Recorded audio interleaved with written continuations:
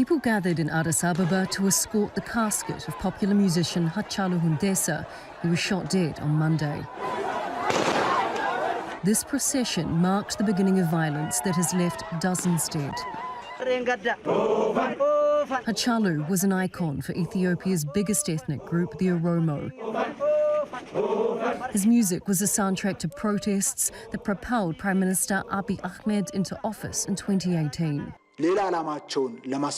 Hachalu was a role model for the struggle for democracy, human rights, freedom and justice.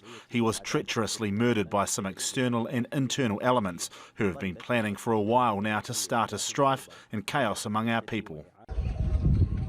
His killing has spurred angry protests, which led to the government shutting down the internet on Tuesday. There is now little evidence of what is happening inside Ethiopia. There are unconfirmed reports of gunshots and explosions in the capital, while the military has been deployed in response to armed gangs allegedly roaming Addis Ababa. Prime Minister Abiy has accused foreign forces of assassinating the singer in an attempt to destabilise the country. He alluded to Egypt and Sudan, which is in dispute with Ethiopia over the opening of Africa's largest hydroelectric dam.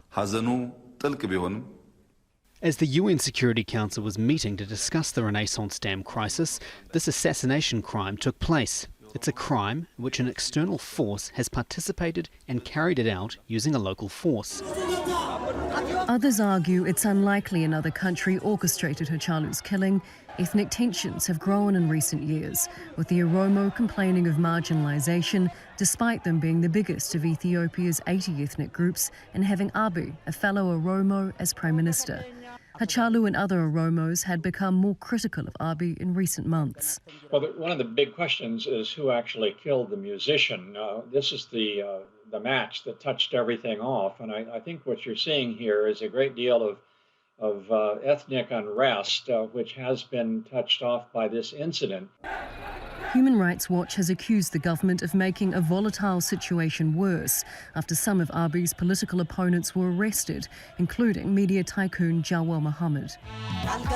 Ethiopians now fear Hachalu's funeral in his hometown of Ambo on Thursday may result in more violence. Charlotte Bellis, Al Jazeera. Well, Ayanta Ayano is part of the Oromo community. She says the government needs to give her people space to mourn in peace.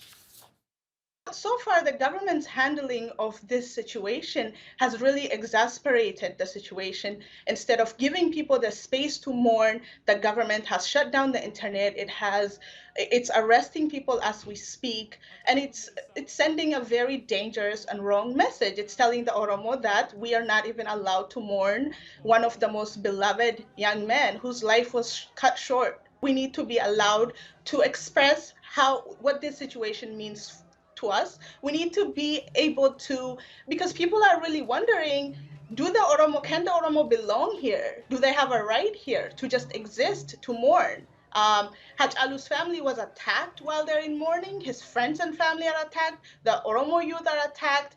And this is a very, very dangerous situation. And the government really needs to back off.